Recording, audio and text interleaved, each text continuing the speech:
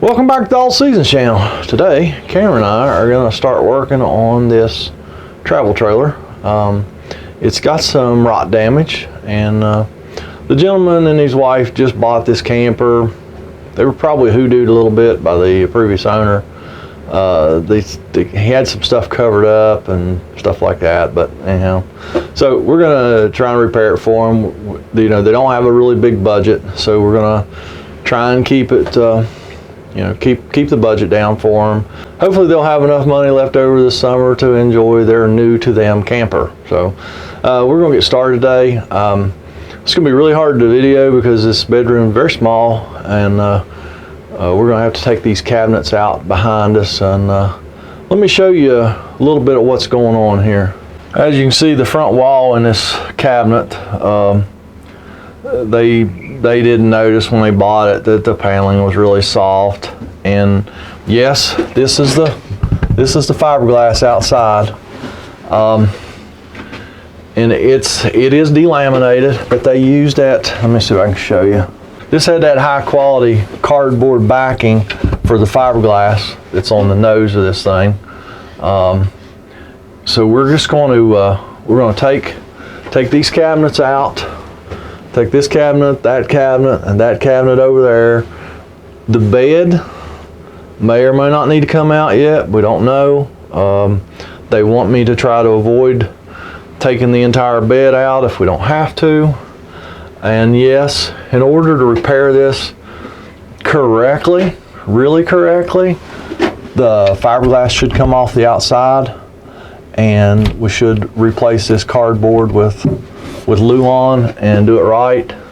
But there again, it actually doesn't look all that bad on the outside. It's not, it's delaminated. You know it's delaminated, but it doesn't have big bubbles in the fiberglass. So there again, customers like, well, let's try not to do that if we don't have to. I'm like, okay.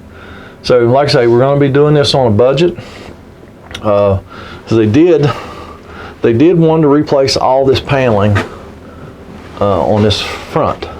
I tried to talk them into just replacing paneling in here, in this cabinet, but they were like, no, let's go ahead and replace all of this. So that's why all these cabinets have to come out.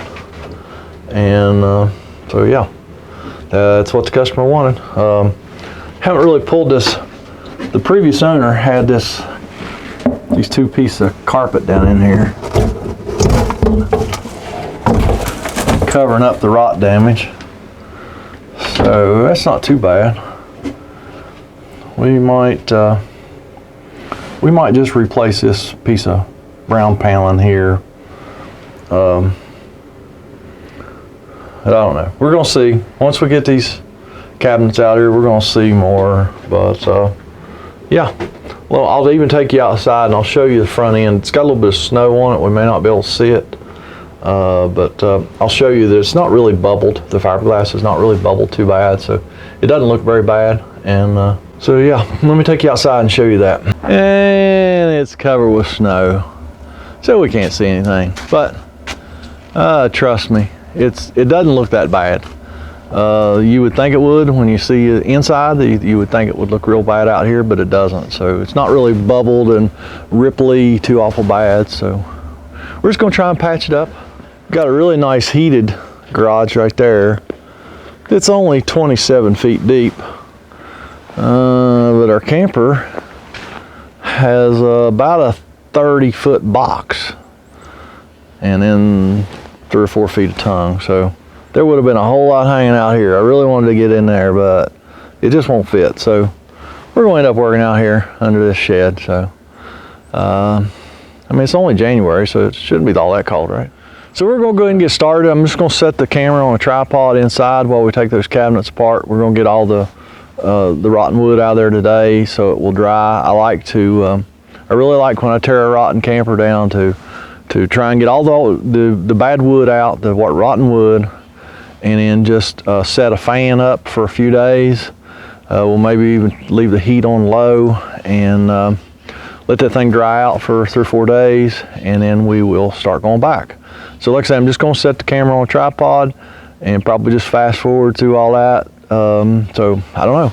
I guess you'll see what you see, and it's the best we can do. Because like I say, it's a really small room, so we can't even get the camera back far enough where you can see everything. But I don't know. We'll do something, and hopefully you'll enjoy it. So y'all hang on. Here we go. I'm gonna show y'all a few things here real quick, and then I'm gonna set this camera up on tripod. Hey, don't forget to give this video a thumbs up, and visit my Patreon page. Visit my Amazon links. They'll be down in the show notes. Check that out. This side cabinet, of course, is screwed, you know, right there, down around the bottom. That's easy enough. Around the side also, all four sides. Golly, it looks like I got about 1,000 screws in it. Now this cabinet up here, the screws are going to be underneath this piece of paneling. So we'll have to get our tack puller and stuff in here and slowly work this piece of paneling up so that we can expose the screws underneath, and there'll be screws on the front, and that should be it. There's probably screws. Yeah, there's screws around here that hold this, so it's going to be screwed in the top, the sides, and this front here. Ooh, I'm sorry, I blinded y'all with the light. So yeah, this is kind of tough sometimes to get worked up. All right, this paneling's it's pretty rough up here too. There's even water standing down there in that corner.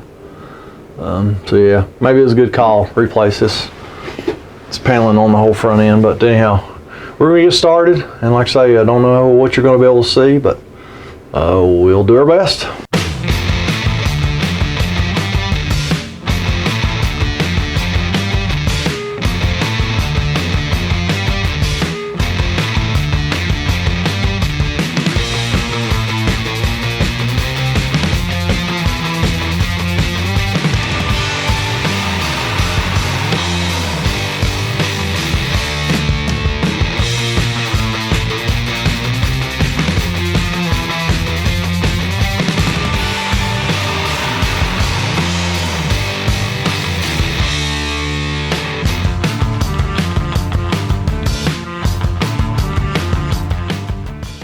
I know I said I was going to take the paneling off up inside the cabinet, but after further investigation, don't think I'd ever got it out. So try and pull the paneling off the bottom and access the screws along the front of that cabinet.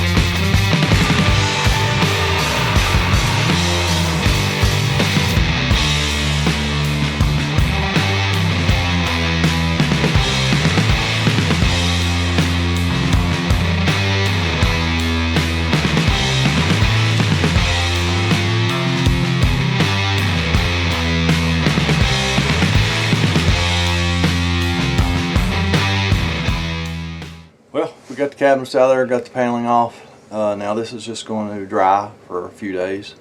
A lot of condensation in this camper. I don't know for sure whether that means that everywhere it's condensating that it's wet, but let me see if I can show you this. See the sheen on that wall? It's moisture. And up here, surely to goodness the camera will pick up these water droplets. I mean, it's just soaking wet. Oop, now it's dirty. It's just soaking wet. I mean, that wall over there, I don't know. I don't believe all this is wet. This is just how bad a camper will get condensation in it. So, I mean, I don't know, man. I think sometimes even if you don't have a leak, you're going to get this condensation window, because we are running the furnace, because it's cold outside. So we turned the furnace on when we started here, and I only got it on 65, and it hasn't shut off yet. We done been in here, what, an hour and a half? And it hasn't shut off yet, so I don't know. I really don't know where all that condensation comes from. I can't believe the whole thing's wet. This cardboard that they have that fiberglass laminated to is really in pretty good shape, all but this corner. So yeah, we're just gonna cover it up with some new paneling, and probably gonna end up putting a piece of brown paneling down here to make this look a little bit better. Like I say, that's probably it for today. Like I say, we're just gonna let this dry for a little while. So we'll be back when we start doing something else. So this is day 2. This is Wednesday. Me and Cameron got it all tore out on Saturday, so it's been drying for 5 days. I just left the heat on low. We set a box fan up here, blowing, just circulating air in here. It dried out very nicely, and we decided to just go on back with the fiberglass insulation. It dried out nicely. I was thinking about going back with all styrofoam on this front wall. I got fiberglass in my throat, sorry. And but we decided to go back with the fiberglass. What was really wet we threw away on Saturday, and the rest of it dried up really nice. So we just reused it. We just using an aerosol contact cement to put that back up with. Doesn't take much to hold that insulation. Probably going to use this also when we go back to the paneling to just help hold the paneling to the front wall. So yeah, Cameron's just been going around and getting all the old brad nails and stuff out, just getting cleaned up and getting ready to start going back. I have also decided to replace this piece of paneling on this bed here. It's really discolored. It's not soft, but it's really discolored all the way down this one side here, and apparently on the front here where they put a piece of trim to try and cover up. So we're going to replace all this brown. I have a piece I think will work here, and so yeah, we're gonna start going back now, and Cameron is gonna keep pulling some brads out, and I'll let you see what he's doing. Best way I found to get these brads out is just use a regular pair of slip joint pliers and just pull them out. Now some of them break, and that's cool. You know, when they break off and they're sticking out like a 1/16 of an inch, just tap it in with a hammer and it will be fine. Just, you got to get them out of the way, that's all. It's not that I would necessarily want to get them all out, but they just got to be out of the way.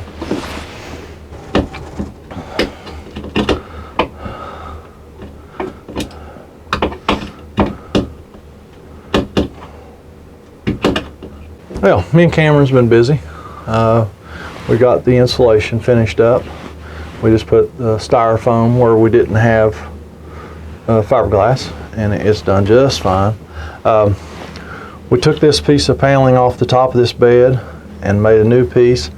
That right there is for right there, because it looked really bad too. So yeah, we're gonna start. I'm hoping, I got some 5/8 brads. I'm hoping we can shoot brads in this here, and hopefully the brads will stay. I may even put some glue behind it. I'm gonna go see if I have, or I might just use that contact cement. I'm not sure, but I'm gonna put something on this, especially on that bed, because it'll be an experiment on what we're gonna do on that wall right there. So like I said, I was thinking about doing, I don't know if I mentioned this, I was thinking about doing liquid nail, but then I decided we might just try the contact cement. Worst thing about the contact cement is you got to get on both sides. So yeah, there's that. So we're gonna, I don't know, we're gonna do something. I know I want to go ahead and get my cross pieces marked off on this wall over here. I'm not worried about, because we're gonna put quarter round in this, on this wall, but I'll just put a little mark here to let me know where the studs are in the wall. because I'm going to try and get some brads in those along with the glue. So that's this side. I'll just go over and get that side marked, and then we're going to start. We're going to see if it's how this brad's down in this aluminum, because it's got aluminum frame under it, just like the front. So yeah, we're going to see how that works. See, they glued it too, as well as put some brads in it. Of course, they put a whole bunch of brads, but yeah. So we're gonna do something here. All right, I'm gonna try and mark these cross members under here so that we can get our contact cement on.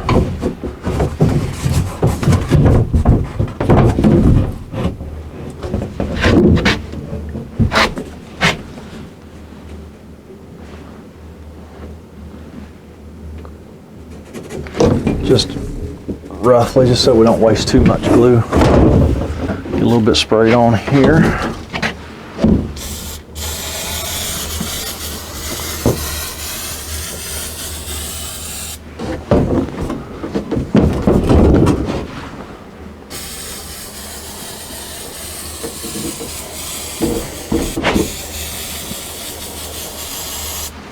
Do both sides.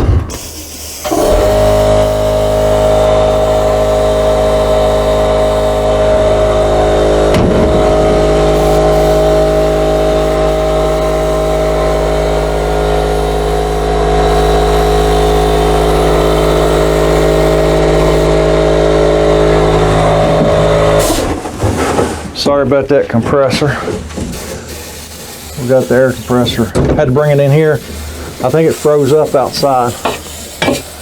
It's pretty chilly today. All right, so we got our glue on.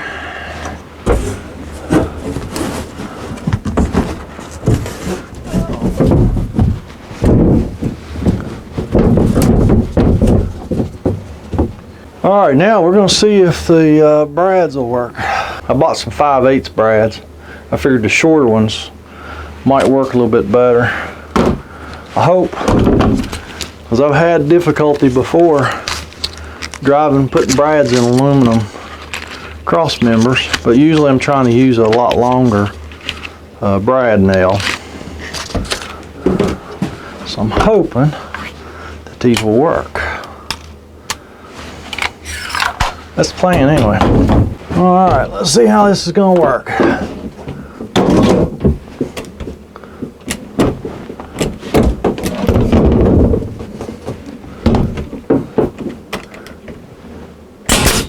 Oh, like a champ.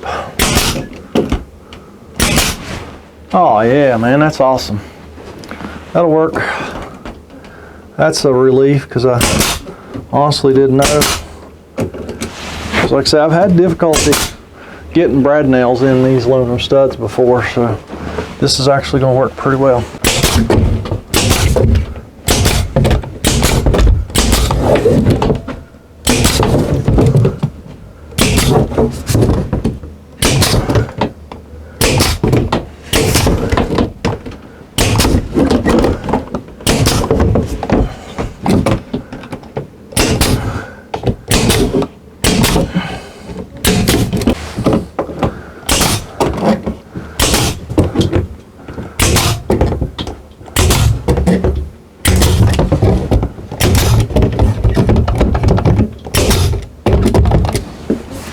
Hit that one. That's good enough. We got it glued too. So also, like I said, we made a piece for this side over here, so we're just going to do it the same way, and then we'll get back with you. These outlets that they use in these campers are like a clamp box. They just clamp themselves in this hole by using those little tabs. So when it's laying down like that, so when you start tightening that screw, it automatically just flips that thing up and tightens it up on the back side, just like that. So they're like a clamp block. They're like a clamp box that you would use in a residential situation, but the box and the outlets all one piece in these. So that's the only difference. So all you do is just put it in the hole, Just make sure the bottom one is in the right place. And then you just start tightening that thing.